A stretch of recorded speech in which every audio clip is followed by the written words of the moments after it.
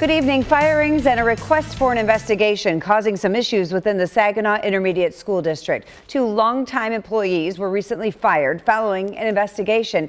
Some are claiming it is the current administration that needs to be investigated. So, Terry, why were the employees fired? Well, Angie, their termination letters, which we obtained through the Freedom of Information Act, indicate an investigation was done and they were accused of having a conflict of interest with another entity, which violated the Intermediate School District's policies. The fired employee supporters are suspicious of those findings. Erica Taylor was the executive director of early childhood with the Saginaw Intermediate School District. Sabrina Jackson was the director of early childhood, but both have been fired.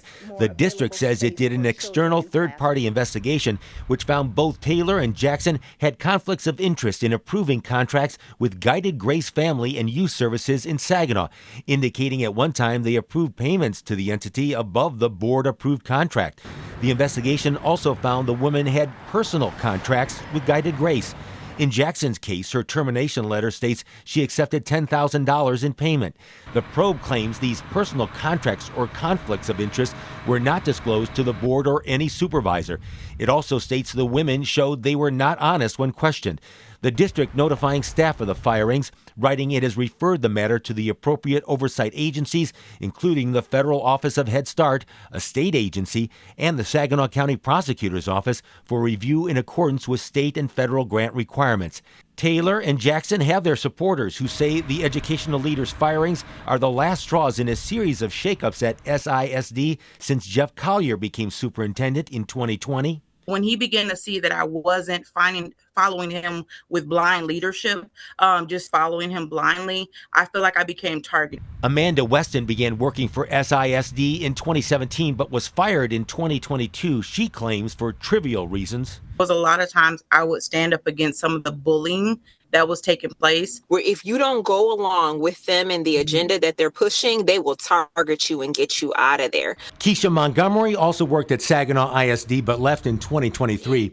Montgomery, along with Weston and others, have delivered this letter to the school board requesting an investigation, claiming employees have reported a pattern of conduct that includes intimidation, suppression of concerns, retaliation, and preferential treatment toward individuals favored by the administration. Montgomery says after these most recent firings, it's the administration that should be investigated. Them having 30 years, 27 and 30 years of experience, for me, the allegations are very suspicious. Now, in response to the request for investigation of the administration, Board President Catherine Ellison writes in part, the board adopted a comprehensive strategic plan in 2025 with goals focused on recruitment, mentorship, equity, belonging, recognition, and employee engagement. These commitments reflect our continued focus on fostering a positive, professional, and respectful workplace for all employees. Now, Guided Grace Family and Youth Services released this statement. They were mentioned in the investigation, writing in part, we want to be clear, we do not support the unjust firing of these two dedicated professionals.